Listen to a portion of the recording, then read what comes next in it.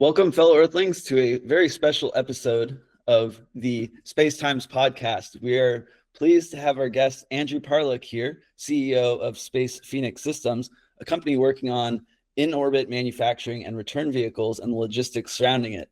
We're excited to dive deep into his business, how he plans to approach this market, and get some insights into the overall patterns we're seeing in the space ecosystem. Andrew Parlock, it's a pleasure to have you here. Really great being here. So to start off, Andrew, can you kind of tell us a little bit about your company? Yeah, so interestingly enough, I mean, we're logistics for space, right? We get stuff into space and back. Right? I'm quoted often as saying we're the unsexy part. We don't do the big fiery rockets. We don't do the super cool payloads that are taking pictures of Earth or manufacturing stuff in space. We're the box man. We're the delivery vehicle. It's a gaping hole in the market because everybody wants to go after the sexy stuff. Everybody wants to, there's 30 companies globally pursuing launch vehicles. There's, I don't know, hundreds trying to do in-space manufacturing, right? But there's not a lot that really want to manage that logistical backbone of how we're going to get to space, complete a mission, and return. So, we talk about it often. We make accessing space simple, and we believe that concept is revolutionary, right? That's our tagline, or one of them. Very nice. Very nice. So to sort of summarize here, so Space Phoenix is you're positioning yourself to be sort of the go-to logistics solution for end customers. And from what I'm hearing, the way that I sort of view this, and I'd love to sort of hear I'd love to hear sort of your elaboration on, what nuance maybe this overview or summary is missing, or where you would sort of agree or disagree with it. But sort of the way that I view Space Phoenix is almost as a microgravity hotel, in the sense that you're sort of an inventory business. You're not necessarily a throughput business, so that the way you're going to grow and scale revenues is by creating more capacity, building more rooms in the hotel. Folks are buying these seats on your Hermes spacecraft. They're buying your capacity up so that they can get into microgravity, so that they can conduct their experiments, conduct their manufacturing, do the work that they need to do on orbit, and then return back home safely. And that it's sort of it's a logistics play, and it's more of an operations and inventory play than it is sort of a throughput business model. So a couple of interesting points. First, we're not looking to be the end all be all solution. I was up on stage in Austin this past summer, and somebody asked about competitors, and I had a couple of my near peer partners up on stage with me, and everyone's talking about the competition in the market. And then you come to Larry Fink's numbers, and Larry Fink will tell you the market's anywhere from 13 to 17 trillion dollars. So how's one company going to manage that, right? Just like logistics on Earth, right? We have the three of us on this line right now could name 25 logistics providers. So we're really trying to just manage one part of the market. We're trying to manage rapid cadence, so lots of capacity up and back, low cost, because the industry is completely constrained by cost right now. It's really horrible. SpaceX has worked near miracles, but they're still expensive.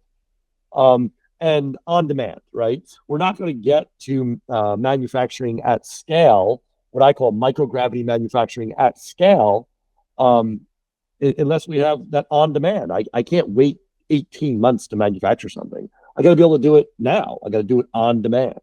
Right? So I think that's one nuance. The other bit of it is, with the hotel concept, that would be like up. We're there for a long period of time with multiple things and then come back. There is space for that model on some of the unmanned platforms. Rogue Space is by far our closest partner, and they do unmanned platforms. Think of them as unmanned space station, and they call themselves, rather than a hotel, they call themselves a kind of a manufacturing floor in space. And then we would bring the materials and the processes to that manufacturing floor to be manufactured and brought back. So the model is really one, you're correct in saying throughput, but it's an up and back throughput. You look at some of the biotech folks. The biotech folks, they want to be up in space anywhere from 7 to 10 days, right? Because their regions grow and then they die. There's a like ideal spot. So space, we have a lot of biotech folks that have come to us and said, can you stay up for 10 days or less? And we said, sure, no problem, right? That'll be, not only can we stay up for 10 days or less, but I'm going to give you a discount, right? Because for me, I get that spacecraft back, I get to refurbish it, I get to put it up again. I'm going to give you a discount if you only stay up for 10 days. The majority of our customers that we're seeing right now, they really want to be up anywhere from 6 weeks to 3 months, 6 to 12 weeks. That seems to be the sweet spot. And that'll be kind of normal pricing. Go ahead, Harrison. Is that a number you have any control over? Like, could you launch smaller payloads if you're trying to decrease the duration on orbit? Yeah, I think we probably could. But our model, the Hermes Beta, which this is a little bit of an older version, but the Hermes Beta will have 60 kilograms of payload. The goal is every time a Hermes Beta goes up, whether it goes up for 10 days or 10 weeks, that it has 60 kilos of revenue generating payload on board. Right? That's the model. However, you hit on a really interesting point. There's going to come a time, if we're going to be rapid cadence on demand, there's going to come a time when a Hermes spacecraft may only have 47 kilos of revenue generating payload. But we've got to meet the customer's schedule. We've got to meet the cadence. We've got to meet the rocket launch, right? So these things are going to happen, but these are questions that a lot of folks in the industry haven't asked yet. And therefore, there's not a lot of answers for them, right? We've all been on a plane that's overbooked, right? 250 seats, and they got 300 people, and next thing you know, they're asking for people to ride on the next flight. And we've also been on those flights where there's 50 seats unoccupied. Space Phoenix is going to have that same model, and I think that's the model we need to get to. That we have this kind of cadence and this throughput, as Paul said earlier. Can I dig a little deeper on that? In that you're talking about cadence and repeat kind of frequency, but I know there's some other factors here as to the size that you chose for your vehicle, your space vehicle. 170 kilograms puts you in that small launch capacity, right, which opens the door for pretty much every launch vehicle out there. Right. But on the other end, if you go too low in mass, doesn't that impact your ROI, the margin that you have? So I'm kind of wondering what the balance is there, what the trade-offs you had to take into account to come to the number that you did. Yeah. So, the goal always was to be able to put 2 Hermes on a Espa Grande. I don't know if we'll get there. Maybe we will. That would be the dream. That's the most efficient way to launch, like on a Falcon 9 or a transporter. Harrison, some of those questions are just they're almost impossible to answer, right? We chose that 60 kilogram mass. Really, it was a very iterative process. All right, this is what the spacecraft needs to look like. This is how we can get it done quickly. These are the off-the-shelf components. This is a very robust design. Boom, boom, boom, and we iterated to that model where actually the mass, as often happens, is snuck up on us a little bit. I think we're at like 185 or 190 kilos, right? But that always happens. It does do that. Yeah, right. But this is, one of the things, remember, we got Phoenix Hermes Alpha, Beta. There'll probably be a Gamma, maybe an Epsilon. I don't know what comes after that. I don't remember my Greek alphabet that well. But the premise of Space Phoenix was to be robust, repeatable performance, right? We get asked a lot, what's the IP? What's your IP? What's your IP moat? A lot of investors want to know what your IP moat is. So guys, we have a $13 trillion problem in front of us. And we've got a handful of companies at best that are managing it. This is a capacity issue. So specifically with Hermes Alpha and Hermes Beta, this is about getting to market, making sure that our customers can get into space, complete their mission, and get back. as we get to Gamma, we'll start to refine the mission a little bit. We'll probably refine the masses a bit. As we get to Phoenix Athena, which is our next generation spacecraft, much, much larger spacecraft, 550 to 650 kilos, we'll refine that even more, and it'll look quite a bit different. It'll have more capabilities. But right now, man, I mean, think about it. The International Space Station will retire with over 750 microgravity experiments that will never see the ISS. Scheduled, funded, ready to go experiments that can never get to the ISS. So we've got this massive capacity constraint, and that's really what we're trying to solve right now. So it's interesting to hear you talk about larger vehicles already. Are you looking at it as kind of a margin play here? Because I would think that with a smaller vehicle, you get that economies of scale benefit when you try to scale to larger manufacturing output. But what I'm hearing is that you see there being higher margins in a larger vehicle being added to your lineup. Is that? Well, yeah, it's two things. It's higher margins, right? We can bring more mass up and charge for more, right? We make more money, right? That's business 101. But it's really reacting to the market. If we see one of our customers, Flawless Photonics, great customer. We're going to be making an announcement with them first of the year, a little bit of a press release out there to market. Their initial experiment, production experiment, will be about 45 kilos. Fits perfect on the Hermes. Great experiment. But as they get to manufacturing at scale, right? And this is what we just talked to NASA about last week, as a matter of fact. The week before Christmas, we sat down with some pretty high-ranking folks at NASA. It's about microgravity manufacturing at scale. It's no longer about fundamental research or fundamental development. We got to get to scale. And to scale means larger and larger payloads. They're going to have more and more power, more and more thermal demands. So we're seeing that in the market. I think Space Phoenix is uniquely positioned right now to have this fleet type approach where we're starting small. Hermes isn't going anywhere. That Hermes class of spacecraft will stay there for a very long time. But then Athena, and then just beating the Greek myths up to death, the Zeus spacecraft, which will come a little bit later, they'll move as the market moves. And I think that's important because a lot of folks have made bets that the market is going one place or another, but it's not there yet. We've bet small and developed a roadmap to get bigger. Awesome. So your plan and strategy here is to effectively scale your own capacity with the needs and the demands of the market, which makes perfect sense and sort of follows along with the idea that you're sort of selling capacity, and that in these sort of initial days the total throughput is what's most important to you, and that the biggest bottleneck in the market as a whole boils down to capacity, both for launch and for microgravity seats and for everything in between. I think they're selling seats on the ISS now for 2033. So I think they're going for pretty cheap. But one would certainly hope they're going for cheap. Yes, but I would say. So I do have a couple of questions for you, and I'd love to better understand. So you mentioned sort of a couple of load stars, a couple of guidelines here. We want to hit sort of 60 kilograms of payload.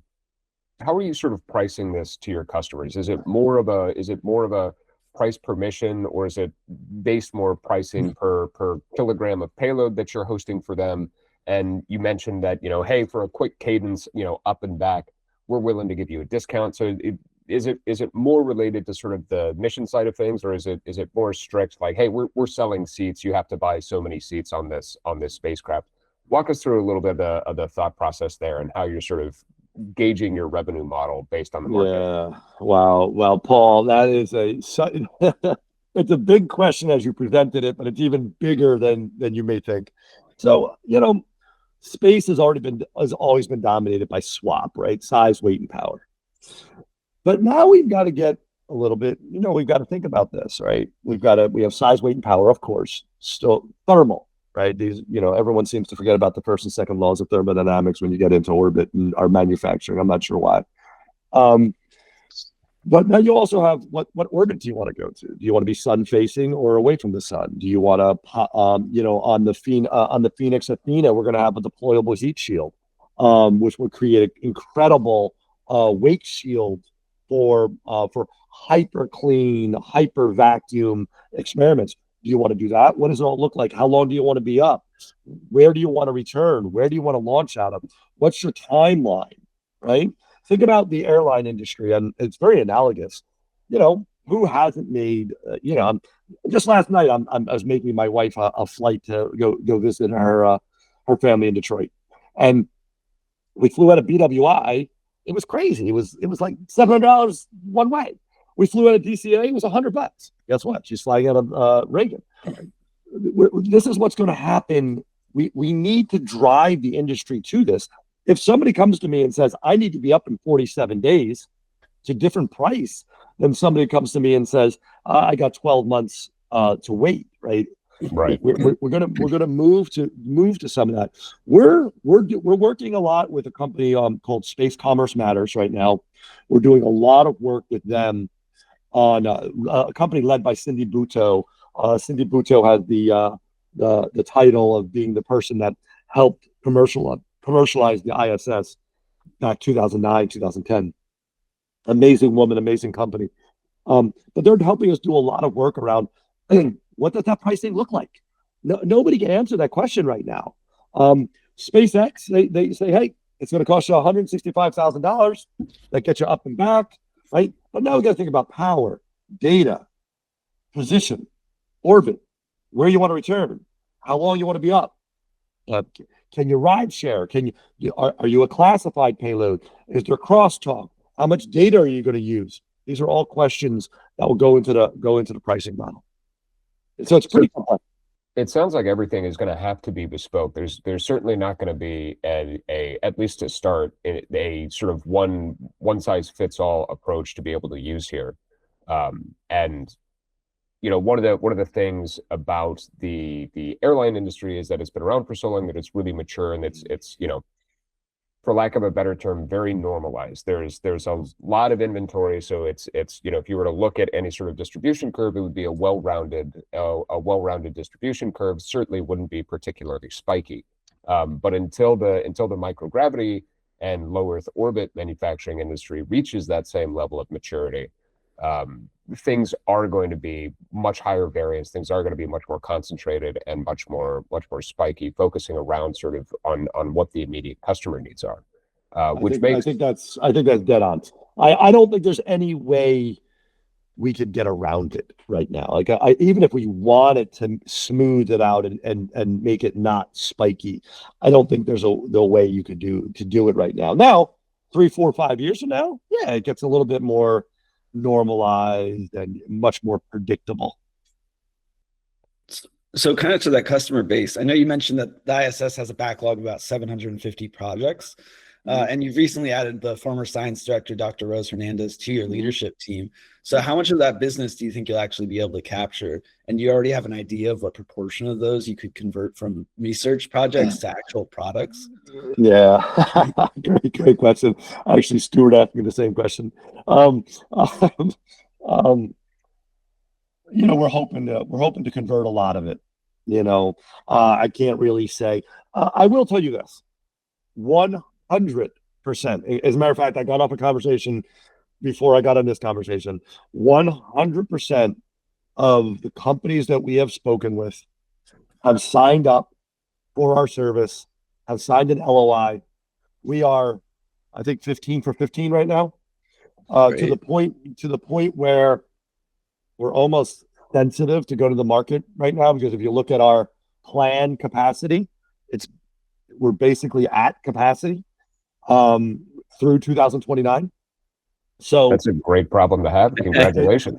It's a great problem to have, right? But it's also better execute, right? Better execute. Now the next question, Harrison and Paul, behind both of your questions is, well, who are you going to launch with, right? You got all this capacity. Who are you going to launch with? The answer to that question is we've got to have a global perspective. I mean, we're not stupid. We're going to go with SpaceX as much as we possibly can. They're the cheapest game in town, but you can't have on demand and be waiting for transporters, right? So Rocket Labs is going to be part of that. Blue Origin is going to be part of that. InnoSpace out of South Korea is going to be part of that. ESAR out of Munich is going to be part of that. You're going to have this global perspective of who you're going to launch with. And again, kind of combining three questions that have been asked or three concepts that have been addressed. I need a customer to be able to come to me. Now, let's be honest, there's regulatory challenges and technical challenges, but the vision, I need a customer to be able to come to me and say, I need to launch in 117 days. And I need to be able to go to my manifesto and say, oh, okay, I can launch you out of Australia in 109 days. It's going to cost you this much. I can launch you out of Norway in 114 days. It's going to cost this much. I can launch you out of Cape Canaveral 140 days, but it's significantly cheaper because it's a SpaceX transporter. And oh, by the way, we already have reservations on all those flights, right? That's a challenge because, integration windows have to shrink. Business models need to change. There's a lot of things that need to change to get to that point. So is there actually some benefit to having fewer customers starting out, at least in this phase of your business? Because a lot of the cost to doing your operations is that non-recurring engineering of integrating them into your platform. The other things you pointed out are like the launch vehicle cost and the associated logistics around that. But also, since you're so early, I'm assuming you're still building your space vehicle and you're kind of in that demo test phase. So can you kind of break down what the costs and risks are that you're balancing here at this phase in your company? Yeah, we'd love to say, hey, we're going to work with Rhodium Space or NanoRacks or Eco Atoms or Redwire, and we're just going to have a mid-deck locker, and we're going to put the mid-deck locker in there, and everything's going to be standardized, and we're ready to go. Your question, Harrison, already indicates that we all know that's not going to happen, right? There'll be some of that's what we're looking for. So it'll be a little bit interesting. And again, Paul, going back to your question earlier, cost and pricing, how much non-recurring engineering do we need to do? How much time and energy is it going to take to integrate your payload? We're trying to make it as standardized as possible. I believe we'll get there 2028, 2029. But it's going to take a little bit. It's going to take a little bit of time so that we can standardize that, right? Going back to my analogy, you want to get up 117 days. Okay, you've got 37 kilos, 117 days. You need this much power. Now I start, cranking through the pricing model, and then you have a non-standardized payload. You need to stay up for 6 months, not 6 weeks. Like these are all concepts that need to be managed, and it gets. I don't think there's not enough folks out there that are no shade to my near peer partners out there, but I just think there's just we've got to get together as an industry, this space logistics, this microgravity manufacturing at scale. These folks and start having these questions. Now, fortunately, I mentioned Rogue Space before.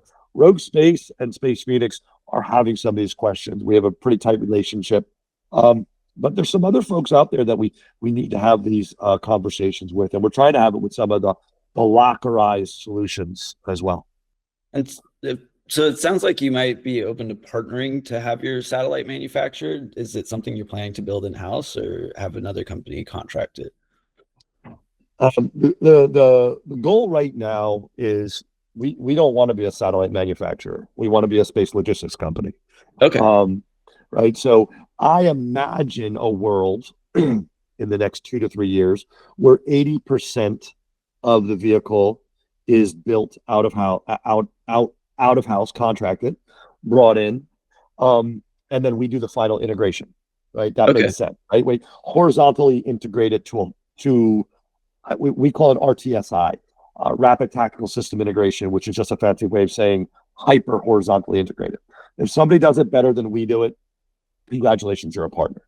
Yeah, that makes a lot of sense. Yeah. Being able to handle all the logistics and the connective tissue between launch and satellite and recovery and all of that. FedEx doesn't build its own trucks, right? I mean, right? You know, they do. Now they probably make some modifications. Yeah. Right? They probably bring a truck inside, right? And that's what we'll do. Right. But in the end, again, guys, it's a multi-trillion, double-digit trillion-dollar industry. And you know, we've got to move with cadence and purpose.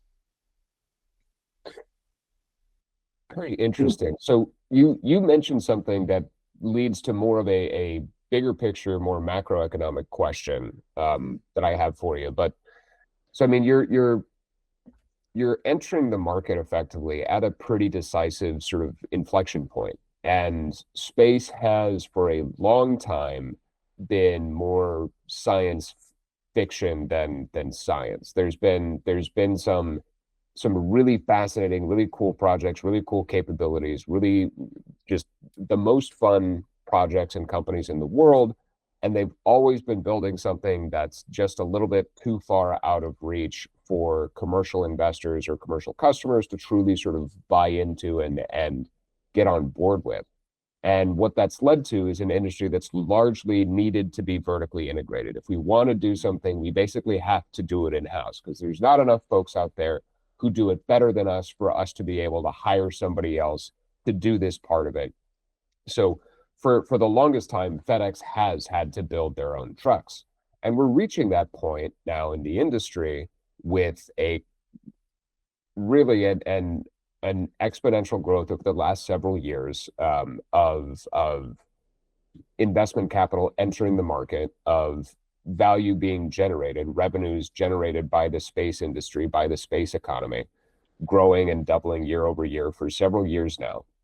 And so we're reaching this sort of major inflection point in the industry where it's now much more feasible, and it's a much more realistic and near-term vision for companies to start to horizontally specialize, for companies to start to partner with the folks who specialize in building X, Y, or Z. And I'd love to hear sort of your thoughts on that inflection point and your thoughts on how Space Phoenix sort of fits into that ecosystem. You mentioned 2 to 3 years out, you think that's more or less going to be the state of play, and that's going to be sort of the normalization there. Just walk me through, coming from your background at Space Forge and ISI, sort of what sort of inflection points, what sort of growth have you seen in the industry overall that gives you confidence that, hey, this is where we're headed in 2 to 3 years time? Everything is going to be sort of horizontally specialized. Everybody's going to be focusing on their own niche in the ecosystem. Yeah, wow, big question. Let's answer the last part first.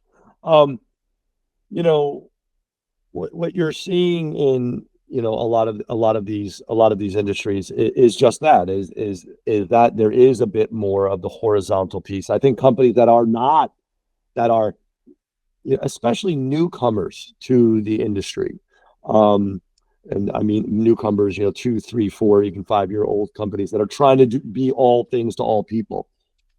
Man, that's hard. It's a lot of capital, and investors don't have a stomach for that. Investors want to see a myopic focus on your business model, on an ROI. This whole thing that we're going to be everything to all people at all times, that's kind of fallen by the wayside. I'm not as familiar anymore with ISI. I've been out of there for a couple of years, but you are seeing across the industry companies like Muon, right? Muon's making a generic bus that companies can buy and load their payloads up on it. It's a one-way trip. It's up and back, but Orbital, same kind of model. Millennium Space, purchased by Boeing, right? Orbital purchased by Lockheed Martin. So you're seeing some of this stuff happen, and the big boys take notice, and let's bring these smaller companies in, so that we can have a piece of this larger horizontally focused value stream or value chain. So definitely seeing that. For Space Phoenix, it's been part of our ethos from day one that we are going to let others do what they do best, and we're going to support them. I tell two stories all the time. One was at a biotech company. Met with them. They're actually a customer of ours now, called Estro Biotech. Um, they came to us and they were concerned about building. You mentioned it before, Paul, the NRE. How do we get a space payload up? And they had been up to the ISS multiple times. I think 3 or even 4 times. And they're trying to cure cancer in space. They're making cancer therapeutics in orbit. And, the statement from me to them is, hey, I don't know how to cure cancer, so why don't you manage that, and we'll manage the spacecraft part of it. I had another. They're not a customer yet, so I can't say their name, but they will be. A biotech company I met in Puerto Rico. I spoke at the Space in the Caribbean Summit this past October. Great place to go do a conference. But this little biotech came up to us and they were really bragging. They got this really, really interesting biotech where they're making pharmaceuticals in space, and then they're building a spacecraft. And I looked at them and I go, "Why are you building a spacecraft?" And they said, "Oh, because," and they have no answer. The answer is, well, because there's no Space Phoenix out there right now, right? That's the answer, right? And companies like you mentioned, Space Forge. Space Forge is I think they're breaking out of that model a little bit, where they're not only doing their payloads, they're talking about doing some other folks' payloads. But that was an add-on kind of to their business model. For Space Phoenix, it's been the business model since day one. And we talk about eliminating the burden of space. I do not want my biotech manufacturers, I do not want my semiconductor manufacturers burdened with space, in the same aspect that I do not want to be burdened with creating a semiconductor. I don't want to create a semiconductor, but I can get your semiconductor process into orbit, complete your mission, and get you back, right? That's where we want to see the industry going.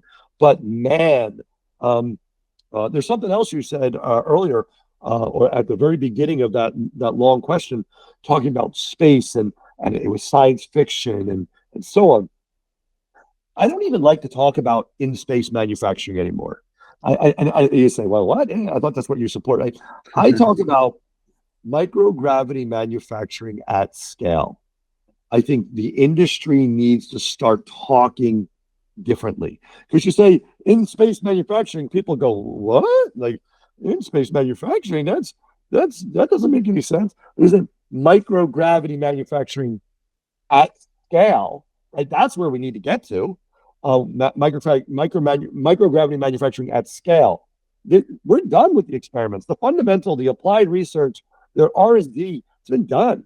It's been done. We got to get to scale. And if we don't scale, we already know that our adversaries will. And they are. Right? So I think I'm trying to, and we're a little company. We're growing rapidly, but we're still a little company. And we're, I might be a loud voice, but I'm still a small company.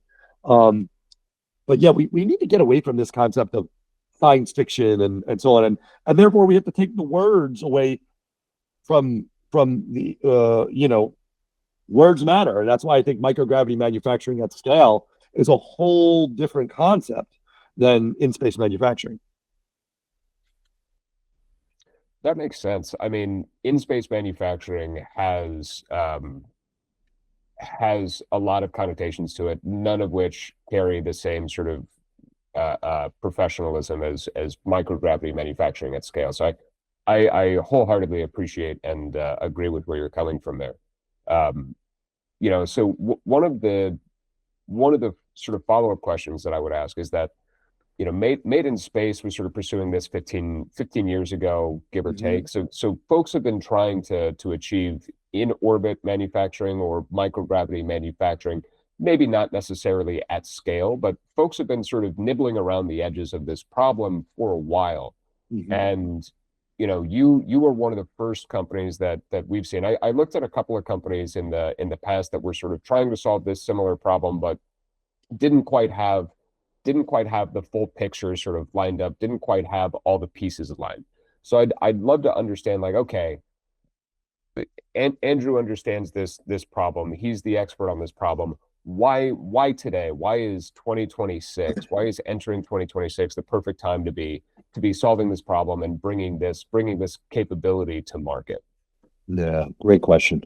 Um, and it really is like the ideal time. I know everyone wants to say they're at the right place at the right time with the right technology, right? Because that's what investors want to hear.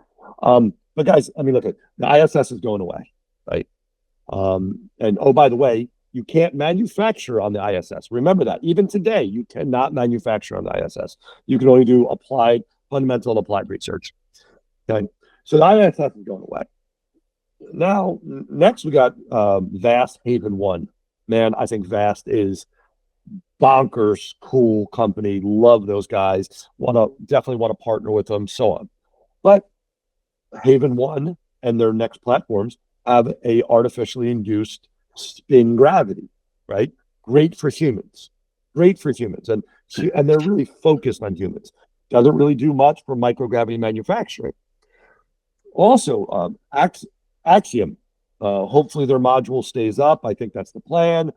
That'll be really great. And it will not have a spin stabilized gravitational field, but it'll have humans on board. Can we manufacture at scale with humans around? I don't think we can. I think it's far too dangerous. So we've got this launch. I say this all the time, and I'm going to eventually regret it. Hopefully not, but I think I will. Launch has been solved, right? We've got plenty of launch capacity. Every time I say that, I realize there's just not that much launch capacity, right? But launch is being managed, right? That's something we could never even allude to. 10 years ago, you could not say launch has been solved. Today you can. We got 30 plus folks in the market. By 2029, we'll have 450 launches. You'll have access to more than 3 or 4 launches per week, every week. Yeah. So that's been solved. ISS is going away. The commercial space stations that are coming on board, they won't be able to manufacture at scale. Right? So you've got this gaping hole in the market. And oh, by the way, you've got our adversaries moving forward. Greg Autry and Peter Navarro put out a book of Red Moon Rising. And they talk about just this, like how is the U.S. going to win in this space race that we're involved in now, specifically against China? If Russia gets its, deconflicts some of this stuff and starts spending its money on space again, they'll be a real big challenge as well, right? So you've got China, you've potentially Russia, potentially other adversarial nations that are moving forward on unmanned, at scale platforms that we're just going to have to compete with. So that puts Space Phoenix and our near peer partners in a really, really interesting place. Interesting good and interesting a little bit spooky. There's a lot of stuff we need to happen. Rogue needs to be successful. Space Phoenix needs to be successful. I can name another 5 or 6. The exploration company out of Germany, they need to be successful. Catalyx, Inversion out of California, they all need to be successful. I'm rooting for everyone, as we all need to be successful because this will be the last time I say it, double-digit $1 trillion. Well, we got 10 companies, 10 companies managing it. Let's suppose we had 50 companies managing it. We don't, but let's suppose we did. Still not enough capacity, right? So this is the problem. Yeah, I think you're actually underselling it a little. It's a huge opportunity. It's crazy. It's crazy. It's crazy. It's a little spooky. Guys, we got approached right before the holidays, right before Thanksgiving, and then right before the December holidays. We got approached with 2 companies talking to us about lunar logistics. Another company talking to us about deep space logistics. I'm like, and as my team will tell you, I never say no. But you're asking my next question for me. Because because you touched on a couple of things here, like the Axiom space is part of a broader ecosystem to bring us back to the moon.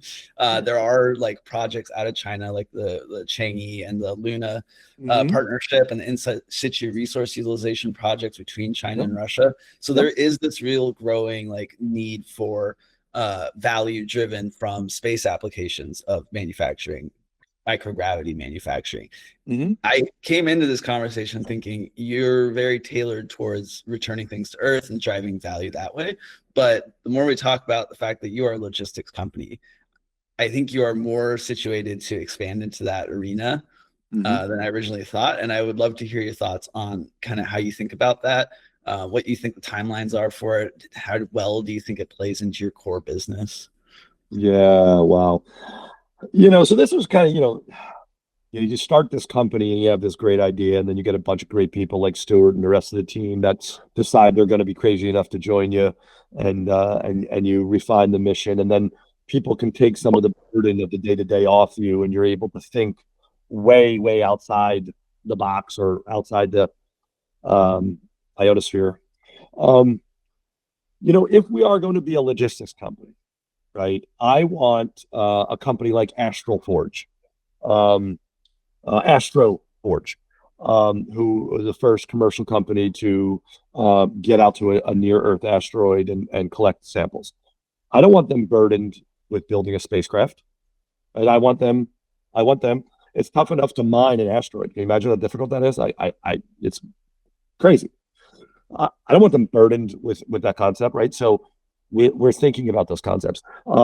If H3 is real, which I'm much more on the camp that it is real, but we got some work to do. Then I don't think it's a panacea, but I think it is real.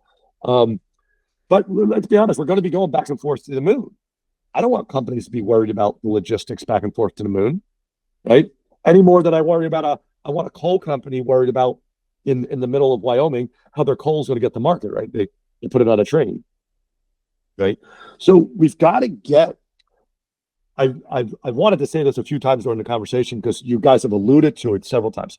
We need to make the business of space like business, right? And that is, if you're going to go, I don't know, build a new mine in northwest Nigeria. I'm just thinking that's in my head because of all the rare earth minerals and so on and so forth.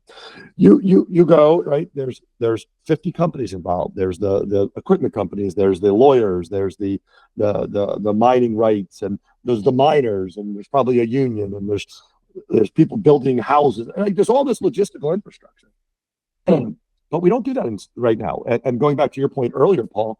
It's all this hyper vertical integrated, like, oh, I've got to do everything. Well, we don't. We need to make it more like business. So a company like Intuitive Machines, crazy company, love them. Those guys are doing super, super cool stuff. The state of Texas came to them and said, hey, what are you going to do about logistics back and forth to the moon? The state of Texas gave them a bunch of money to start studying that logistical infrastructure back and forth to the moon. Zephyr was born. Super cool, great program, great vehicle, but why is Intuitive Machines, who bills themselves as a lunar mining company, building the logistical infrastructure to get back and forth to the moon? Right? I think this is part of the conversations that we've not been having. I hope that answers your question, Harrison. I think I might have gone off on a tangent. Yeah, no, it's great. One of the cliche sayings that we offer and hear often in the VC community is that to solve the chicken and egg problem, you have to solve both. So, when there are no incumbent solutions for anything like that, that means, hey, if we're going to start mining on the moon, that means we also need to solve the logistics. So I very much agree with sort of the sentiment that that to be vertically integrated everywhere is sort of antithetical to the fundamental sort of flow of the maturation of an industry. And so would wholeheartedly agree that not only is this necessary, but it's also sort of inevitable that Intuitive Machines, hey, they do lunar mining better than anyone else on Earth, but they've spent all of their allowance on lunar mining, so they only have a 10% solution on logistics. They should be partnering with the folks who have prioritized and spent their entire allowance on logistics and optimizing for that as well. Right. So we're very much in agreement on that. I'd be curious. I mean, so Harrison sort of alluded to this, but we're primarily sort of we've been hearing about microgravity manufacturing at scale, and the current customers for that are largely terrestrial based. It's all sort of terrestrial value add, but we know that sort of on the near or distant horizons that there's going to be more orbital based value add. There's going to be more lunar based value add. So I'd love to hear a little bit sort of from your perspective. I mean, we've mentioned that there's 750, there's several hundred initial sort of beachhead customers who want a seat, want a space on the ISS, and they're simply not going to get it. The ISS is going to be deorbited and decommissioned before their ticket comes up. And I'm sure that there's an even longer list of folks who are going to get on the ISS, but they still have to wait a year and a half, or they still have to wait 9 months, when really they just want to get up there now. So, I think it's not sort of a big leap or a big stretch of the imagination to identify, okay, hey, that's our beachhead market. But so what I'd love to understand is like, okay, great, like that's the beachhead market. If it's different, please correct me, but we've got our beachhead market. Who are your customers after that? Who are your customers next? You've got your first 1,000 customers in that beachhead. Who are your next 1,000? Who are your next 5,000? What sort of market or application space are you really focusing on in the sort of next stage where we get to Athena out of the Hermes, when we get to Zeus? Who are we looking at? What sort of use case are we planning with Athena and Zeus in that capacity? Yeah, great question. You just laid it out, right? The initial customers are the in space, the ISAM pioneers, right? They're out there pioneering manufacturing in space, and they've done the fundamental and applied research. They've developed the process. Okay.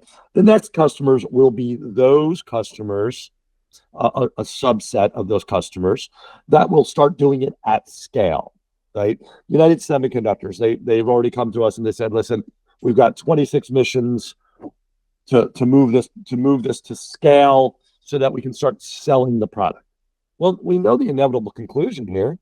The inevitable conclusion is that United Semiconductors gets purchased by Micron or Intel, right? And Intel just starts doing manufacturing of this particular style of semiconductor material, right?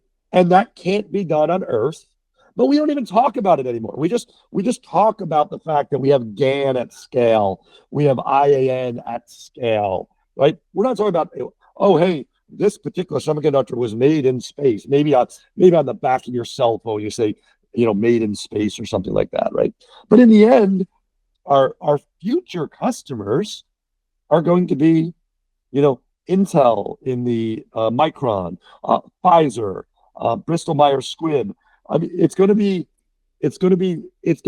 the manufacturers of today. Like, it's not going to be in space manufacturers. It's going to be manufacturers, right? That's where we're going, and that's where. Oh, by the way, that's really where we need to get to. I told the team, yeah, we're still going to go to, the Satellite 2026 conference.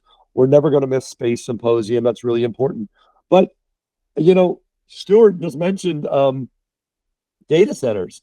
95% of data centers can be moved into orbit just fine, right? They don't have the latency problem, like a half a second or a second of latency is not going to affect them, right? So they're just going to move into orbit. Sure, there'll be 5% of data centers that really need to be terrestrial, wired, very, very, very low latency type data centers. But the majority of the market will just move into space.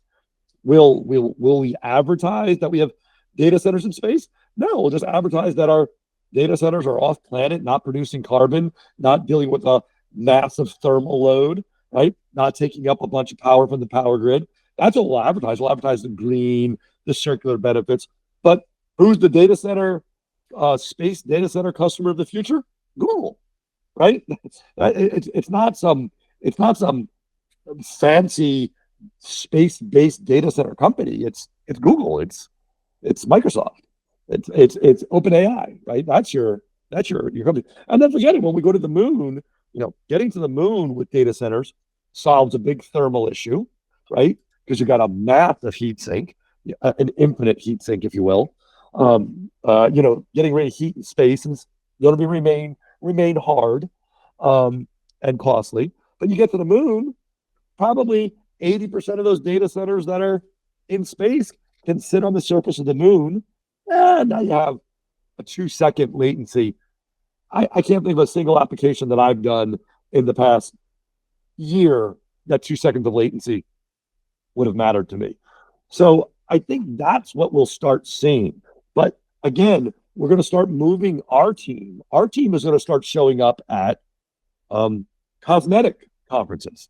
Dr. Rose Hernandez, you mentioned her before. Her legacy is she came out of Estee Lauder Revlon. We just got off the phone right before I got on this call with an in-space manufacturer of skincare products, right?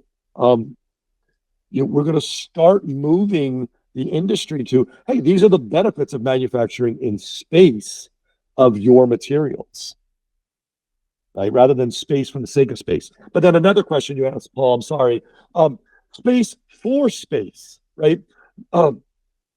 Haven 1, Haven 2, I'm picking on VAST just because I know the name of their spacecraft or their orbital outpost. Haven 4 is probably built in space from space material. I don't think it is built on Earth. Or maybe Haven 5 or something of that effect, right? You get where I'm going, right? Sure. There's something like 400,000 tons of a certain type of aluminum floating around space. Could you imagine if we could get that material and recycle it in space, right? We can do a lot of really cool things. So that'll be Stuart and I's next company. Sure. So when you're pursuing businesses like this or like new industries, you're expanding into new technology, what are kind of the hurdles to getting them onboarded to your system? Because these aren't companies that are experienced with manufacturing in orbit. I'd assume they have to build some sort of payload that's able to operate in space, that's able to fit the form factor of your space vehicle. Is that a payload that you help them design? Is this another piece that you contract out? How difficult of a challenge is that to overcome to get these customers to move their manufacturing to orbit? Yeah, I mean, going kind of combining Paul's last question with your question. Right now, our customers are in-space manufacturers. They're the pioneers of the in-space manufacturing market. So they understand some of the challenges and difficulties of getting that payload up. Now, we will have a group of probably retired NASA folks that will be kind of on the ready when a company calls us and says, hey, I've got this new process. I need to get it space ready. I'm going to send them one or two consultants, spend 2 or 3 weeks, maybe 2 or 3 months, right there, be a nice little revenue stream. It's not going to change the game, but it's going to be a nice little revenue stream for Space Phoenix, and it's going to help them be successful in space. And then, oh, by the way, I already know what vehicle they're going to use. They're going to use a Space Phoenix vehicle, right? We're doing the same thing. We're with the state of Maryland right now, creating a center of excellence for microgravity manufacturing. We want to create the center of excellence where it's a building, right? Like over here, we start with startups and VCs and people that are willing to fund, and we got some office space at the incubator center of excellence. And at the end of it, you've got a Space Phoenix spacecraft. So they can go through a process of, again, I said this earlier, taking the burden of space off the innovator. I want the next person who's innovating the next advanced material, the next biopharma, the next space agricultural product, whatever the case may be. I don't want them to be burdened with space. I want them to be free thinking, innovating at the bleeding edge. I can't do that if they're worried about how they're getting to space. Yeah, it almost seems like that would, like, I originally thought of it as a non-recurring engineering cost, but it almost seems like it would serve as a moat for your business as well, because you integrate them into your system, they get used to working with you. Is that kind of how you view that aspect of your operations? I didn't until you said it, but now I do. I think it is. I used to work for a consulting firm that did a lot, and we would, we did the old classic loss leader. We'd go in and we would do an assessment for what was going wrong with their operational risk management, and then we would come in later and solve the problem. Right. I think Space Phoenix will do some of that as well. We'll bring companies into the incubator. We'll help walk them through their game-changing idea and then incubate it to a space-based payload. Get that done, right? This is where Hermes comes in, right? Hermes will be, your first launch will almost always be in a Hermes, right? You'll go up in a Hermes, you'll do some stuff, blah, blah, blah, blah, blah, and then you'll come back down. And then and now we have to move to at scale, right? We've proven the fundamental research in the lab. We've improved applied research, maybe in space. We've gotten a TRL-9. Now we need to move to scale. Now we move to an Athena or a partnership with Rogue, where we're going up, leaving the spacecraft there, tethered to Rogue or rendezvoused with a Rogue spacecraft, where it's in space for 6 months and then comes back down, right? Those are different models. So if you really consider that your moat, are there other moats that you think are your kind of key defensive strategy? And not quite the same question, but like what sets you apart? What you think is going to make you compete? I know we had discussed a little bit before, like the unit economics are a real standout value of your business. Is that the key factor there? Yeah, I mean, Harrison, I struggle with really trying to put a moat around it all, because in the end, it's logistics, and we're trying to do logistics. And then the next question is, well, if some big company, everyone always mentions SpaceX, wants to come and do what you're doing, they could just do it themselves. Yeah, they could, but that's like saying FedEx could buy all the logistics companies in the world and they would just do all the logistics. Right? We know that's just not practical. I do think there'll be a couple moats. I think our technology roadmap, where we have small, medium, large spacecraft, I think that's a big differentiator in the market, a really big differentiator in the market, because then someone can work with Space Phoenix from cradle to scale, right? From incubator to manufacturing at scale, right? Whereas they would not be able to do that with another partner. So that's one thing. The other thing, I think the business model does separate us. We have an absolute global focus. We'll be in the UAE in January. We've been invited over by the Egyptian Space Agency to meet with them in February. We have an absolute global focus on this, because you have to. Again, multi-trillion-dollar market. You're not going to solve that from Cape Canaveral or Wallis Island, right? You're going to have this global focus. So I think that's part of it also, is the business model. We really lean in on the business model. When we get to Athena, there'll be quite a bit more IP. In particular, the return technology for Athena will be a really interesting bit of IP that no one else will have. Zeus will be a lifting body concept. For the larger vehicles, a lot of people are using lifting body concepts on purpose by design. It's really the most efficient re-entry type technology. So I think for us, it will really be execution focused, a little bit of IP to protect us. And then, man, our team is exquisite. Our team is really exquisite. There's just no other way to say it. And I think we'll beat a lot of people with the team we have. Yeah, I was going to say that because I was really impressed by the leadership you've assembled already, and it's early days for your company, but I think it really reflects a strength in business leadership, which, as you're saying, like, your company is going to primarily be about the business and less about the tech. And I think that makes sense if you look at a lot of who you're comparing to, FedEx, UPS, like these logistics services, a lot of what would be considered their moat is really just good business, like having relationships, having a good customer experience.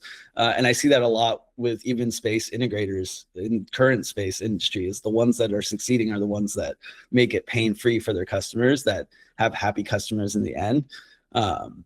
Yeah, we talk about getting rid of the burden, right? But let's go back to, again, we mentioned business 101 earlier. Maybe this is business 102. We got to make this frictionless. We got to make this frictionless. I need a customer to come to a web kind of interface, click, click, click, click, click, click. Here's their price. Boom.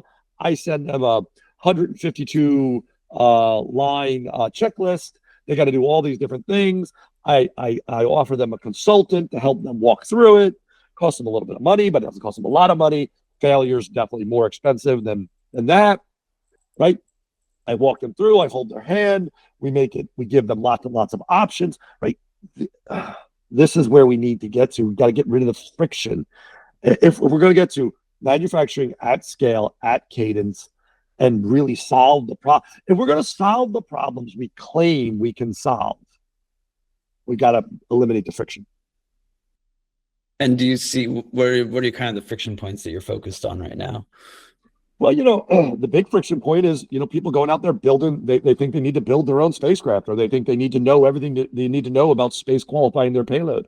We're trying to eliminate that friction. We're trying to take the burden off. I was just talking to, again, this space-based cosmetics company.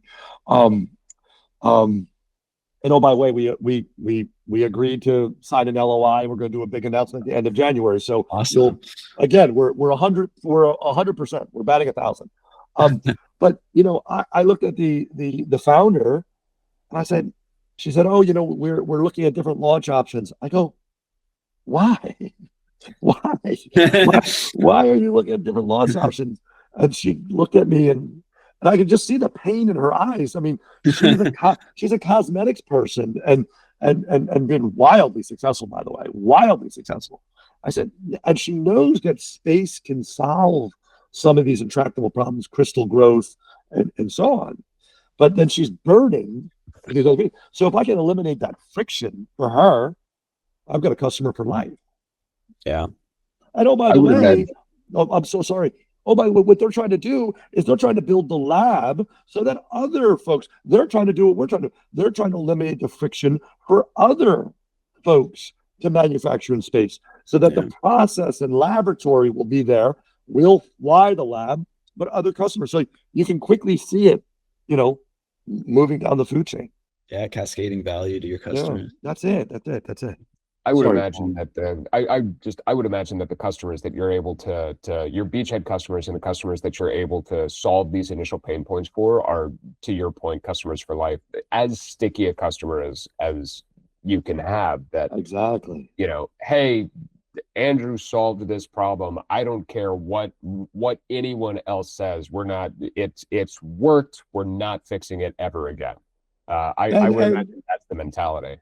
Yeah, with A and number two, like we want to drive more value for them. I don't want to say, oh, hey, I'm making numbers up now. I flew your payload for $1 million.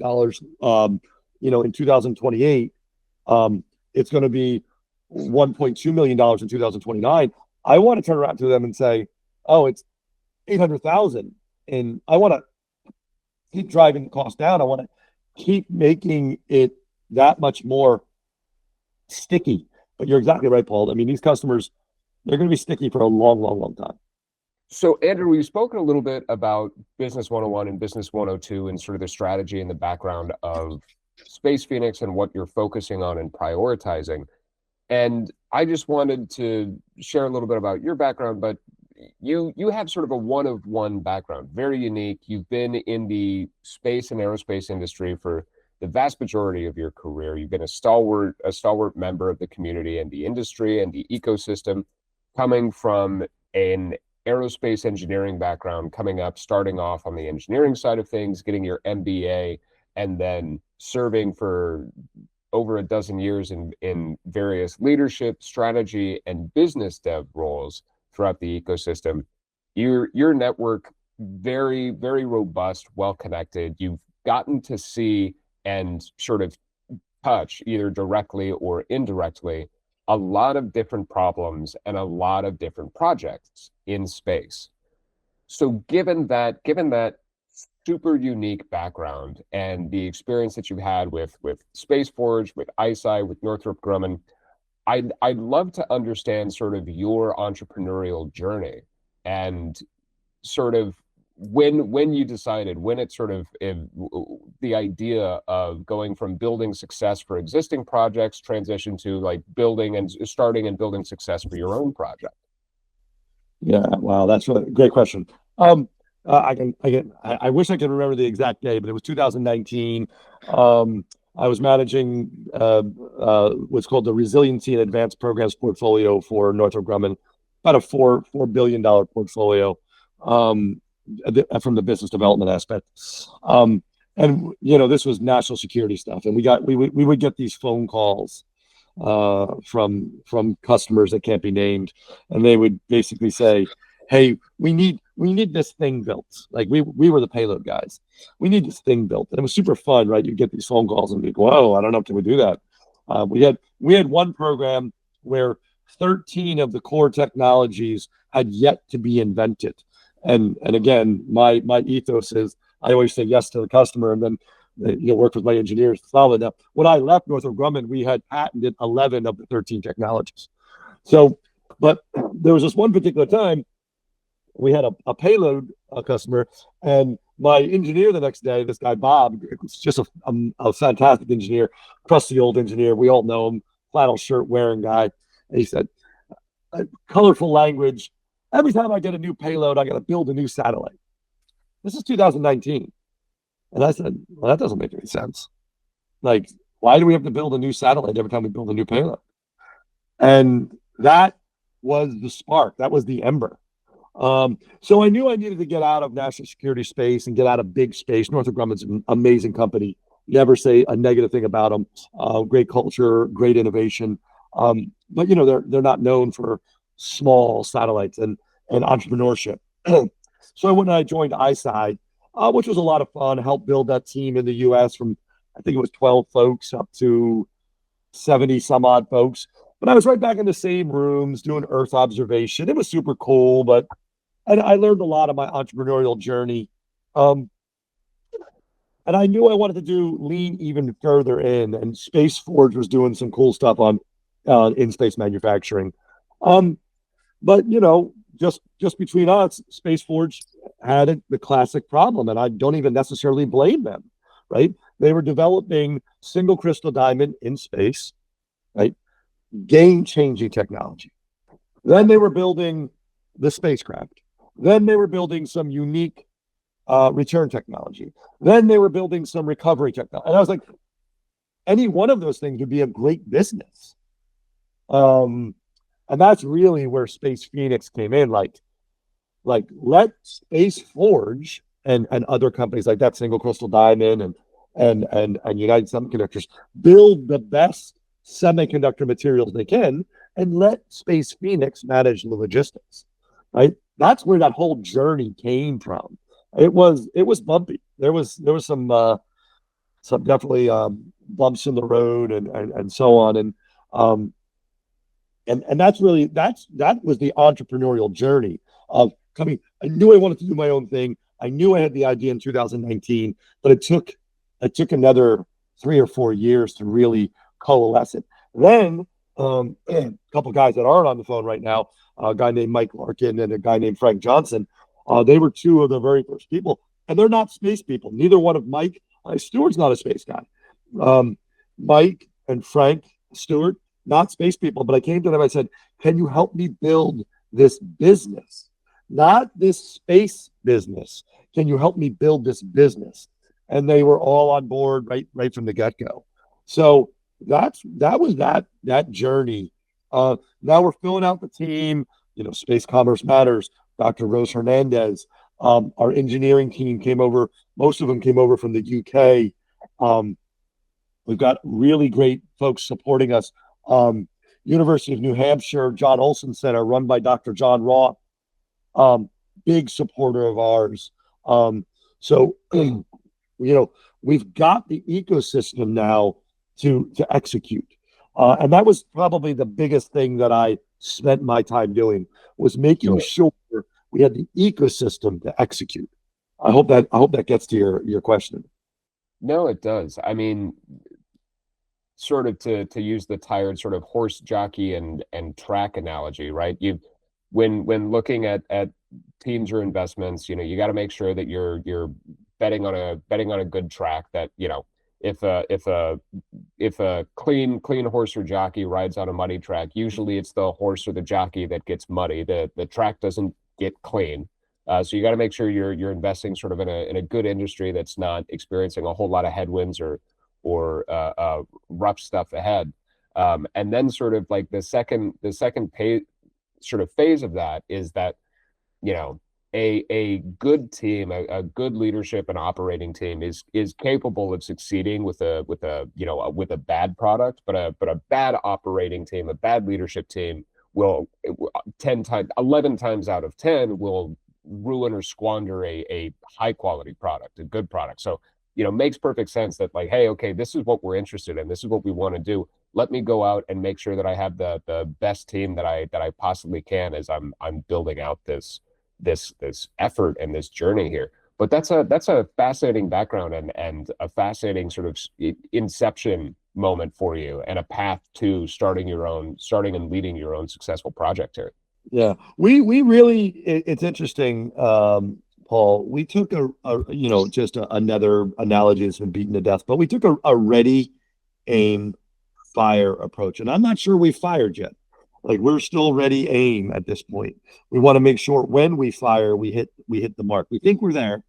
The things that I'm really excited about in the next 26 is going to be an exciting year for Space Phoenix. It's just going to be really exciting.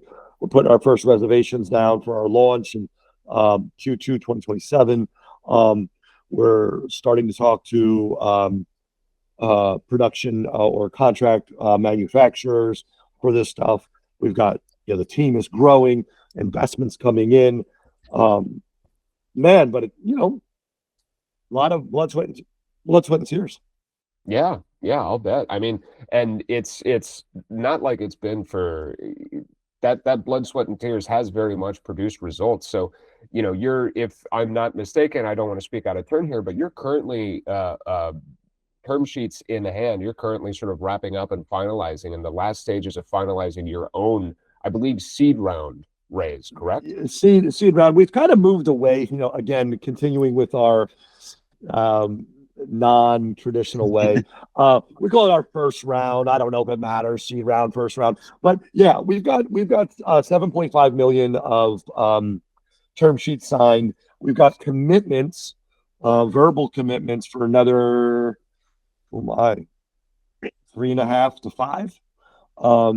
Verbal commitments are great. Term sheets are better. Checks in the bank are best. Checks in the bank that you can draw upon are definitely even better.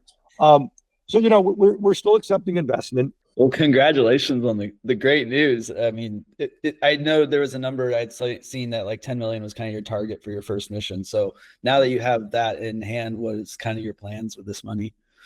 Yeah, I mean, again, we I say it to the team all the time, and we'll probably get a good eye roll out of Stuart here. But if you want to do things different, you got to do things differently, right? So one of the things we're doing is what we call Project 100. It's out there. It's on our website. Project 100 is probably the most exciting thing going, and it will be a single Hermes Alpha that will go up on day 0, complete a short duration mission, come back down, go through a little maintenance cycle, pull the payload out, put a new payload in, launch again, and come back. If we can do that, then we've kind of proven the rapid cadence, low cost, on demand model, right? The Don't talk about it, got to be about it, right? So Project Sure. 100 is really exciting. I think the other thing that's really exciting is actually an effort that Stuart's been leading, and that's getting these not term sheets, excuse me, letters of intent from our customers. And then together with Space Commerce Matters, we've put together a contract reservation, or reservation for contract, or contract for reservation, excuse me. And working with them, so what makes 2026 so exciting is these LOIs are now going to convert to real revenue, Right. right? So That's always the hard part. right? It is always the hard part. So that's exciting. We're working with a VC here in Maryland called King's Heart. Big shout out to them. They're our lead investor. Can't say enough good things about them. Ryan Davis is their CEO, but King's Heart has been with us really lockstep for about 5 months. So that's been exciting. United Semiconductors stepped up early to support us and believed in us early. So that's a really big deal. And then we'll be converting those LOIs into revenues. And then 2026, depending on how things go, and depending on some international fundraising goes, there might even be an opportunity for an acquisition. But we're it's kind of weird, like you push on the door, you push on the door, you push on the door, and then all of a sudden the door opens. And I think that's where we're going to be after we get past that first round. Sure. Well, that makes perfect sense. And I mean, it's a good time to be fundraising for a lot of reasons here. One of the patterns that we saw through the 2021, give or take, but through the sort of the earlier half of COVID, was interest rates came sort of crashing down, and that led to just a huge influx of dry powder and capital into the market. And the timeline for that capital remained the same, so folks still had to deploy everything, and so that wound up leading to some consequences of VC investors effectively overvaluing and overpricing some of the deals that they were investing in, needing to get that capital out the door, needing to get that capital working. They were spending $1.30 on a dollar. Because if they didn't, somebody else would, and you had to find the deals, you had to get the money out the door. And what that led to was that, effectively 2021 was a great time to do your last round of raising. 2021 was a great time to raise sort of the last capital you need. And for folks who underperformed a little bit, it wound up being a challenging time to raise capital, because they raise at $1 today, and then they'd have to raise at like $1 tomorrow, or they'd have to raise at 90 cents on the dollar tomorrow. And that was sort of a tough pill to swallow for some of the companies and some of the folks that had sort of underperformed a little bit. And so I'd love to hear sort of your thoughts on, like, okay, yeah, interest rates have been lowering. They're certainly not crashing down to the same degree, but they have been lowering. The intent is that the signal seems to be that interest rates will continue to lower further. How are you focusing on being really, really responsible and really sort of disciplined with going out and executing and completing the fundraise here, and making sure that we're able to follow through on everything that we're wanting to do here? And you absolutely have the horses to do it. You have the team to absolutely knock this out of the park. Yeah, Paul, you love big questions, which I appreciate. 2021 through 2023 started looking a little bubblish, didn't it? Like it looked a little space bubblish. And then 2024, when we really initially went out to fundraise, and call it founder exuberance, and I knew so many people in the industry, and I was going to raise this money in no time flat. That didn't happen. 2025 has been interesting. We sowed so many seeds, and we got a team together that could start the marketing machine and turning the crank around the marketing machine and announcing all the good things that happened. September 2025, we were announced as America's most fundable company by Pepperdine University. That was a huge boon. We won a couple other really interesting awards from FCA. We got our first, God bless the government shutdown. But we do have an Army Research Lab contract that's coming down the pike. We got together, we signed a bunch of LOIs. So now it's time for a little bit of harvesting.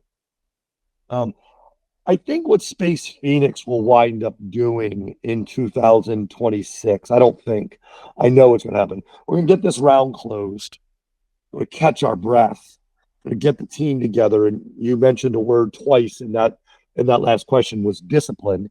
We're going to get the team together and really put some rigor around the innovation that we've been pushing, the messaging that we've been pushing.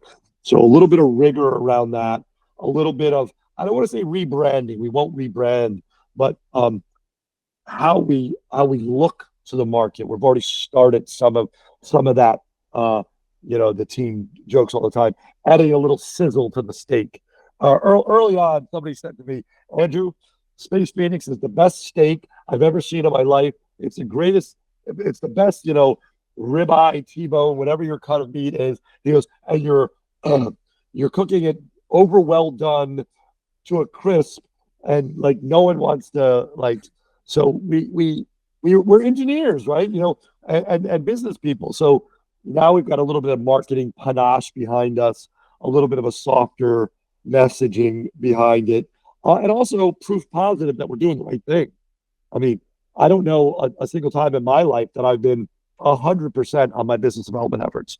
So we've got proof positive behind us right now. So 2026, going to pause, slow down in order to move a little faster end of 2026 into 2027.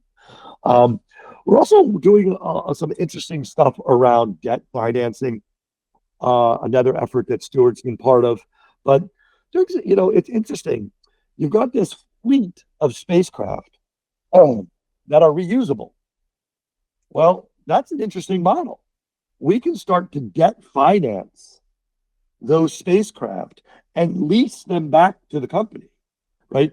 Akin, again, I've mentioned it several times in this conversation, akin to the commercial airline industry, right? United doesn't own their planes. They lease their planes from United Airplane Leasing or whatever it's called, right? There's an interesting model there where we can be very capital efficient. And that's one of the things that smart people like Stuart, smart people like Frank Johnson in the background, Mike Larkin in the background are helping us be a bit more capital efficient with our money. So that's a big deal and something that we're able to do differently because we are different. So that's of it. But 2026 will be exciting. A lot of international stuff happening in 26. 2027, not our first launch, but our first 3 launches all happen in 2027. And then 2028, we go into production. I mean, not production. We go into production with Hermes Beta in 27. Hermes Beta launches in 28. We go right to production. We're not waiting, So that's a big thing that's different. And, you talk about things that keep you up at night. That's definitely one of them. No, it sounds like you have a great year ahead of you, and we'll be here rooting you along and Awesome. excited to see what happens. But before we kind of wrap up this conversation, I wanted to give you a chance to kind of restate the thesis of your company. Tell us what you need right now, whether it's funding, hiring, more customers, and anything we can do to help or our viewers can do to help. 3-year contracts with revenue reservations. That's what Stuart says. I agree with him, by the way. So the thesis is simple on purpose, and it's our tagline. We simplify accessing space, and we believe that concept's revolutionary. We're your logistics provider. That's it. We're the unsexy part of space. We don't want to do the rockets. We don't want to do the payloads. We want to be the middleware that makes it all possible. That's definitely the thesis. Simplification, removing the friction, getting rid of the burden, whatever you want to say, but that's the thesis. What do we need? We're going to be hiring. The company will more than triple in 2026. So definitely hiring. The business model is important to hammer home also. This is one of when we remove the burden of the spacecraft or we remove the burden of space, it's about a lot of people say, oh, you're third party logistics. Yeah, we're white glove third party logistics. That's an important thing. We're going to manage it all the space aspects of it. We're going to pick your payload up. We're going to get you integrated onto a spacecraft. We're going to manage the launch. We're going to get a company to integrate you to the launch vehicle. We're going to manage the operations in orbit. We're going to get you back down. We're going to manage the recovery, and we're going to deliver the final product to you. So that white glove service is a game changer. It's just a different. It's something different. Harrison, you asked several times about the moat. That that will represent a moat of customer service that a lot of companies don't even talk about right now because space is so hard. Nobody even thinks about customer service, but you ignore customer service at your peril, I think. So we're starting with that kind of end in mind. Um, a couple of things, as we talk about more customers, relationship management, those customers are going to become more and more important. And then, guys, it's execution, execution, execution. Um, all these things we're going to do, debt financing, the potential of tokenization, potential of a large scale, potential of some acquisitions in the future. None of it happens without execution. And not to be flawless, but we do have to execute and we have to keep the flywheel spinning. And man, there's a lot of flywheels in the air, we'll say. So there's a lot of wheels that need to be spun. I think that's the big deal. For me as a CEO, it's getting out of the way of my people. I've got really, really smart people, much smarter than myself in a lot of aspects, in most aspects. So it's staying the heck out of their way. There's a great book out there called The CEO Only Does Three Things: culture, money, and strategy. I'm trying to pull myself into that role, and it's really hard because the vision came from my head. So so that's part of the problem for me personally. Just get the heck out of the way. I'll tell you one last funny story.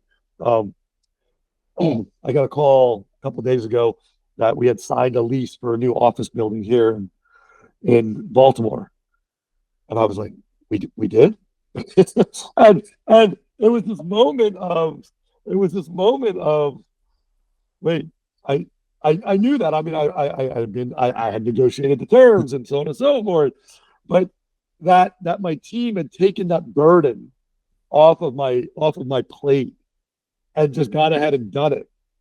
That I just was like this feel good moment, and it was a growing moment for me as a CEO and founder. Um, and a real feel good. It was my Christmas present from the team. So yeah, it was really interesting. Oh, that's wonderful. Wonderful. Well, Andrew and Stuart, and for everybody at Space Phoenix, thank you so much for joining us for this podcast interview. We've absolutely loved our time here, and we wish you nothing but the absolute best of success in 2026 and onwards. We're super excited to keep in touch and to follow along closely as you continue to grow and execute on everything that you need to do. But anybody who's interested in investing in or contributing to Space Phoenix, by all means, please do reach out, and we'll make sure to get everybody in touch. Yeah, But super easy. Andrew at space-phoenix.com, Stuart at space-phoenix.com. We make it easy. If you know our first names, you've cracked the code, so reach out. We'd love to hear from you. Wonderful. Well, thank you all so much for your time. It's been a pleasure having you and hosting you on this interview. And to all of our listeners, this will conclude our interview with Andrew Parlock at Space Phoenix. We're super glad that you joined us and have stuck around for the entirety of our chat here.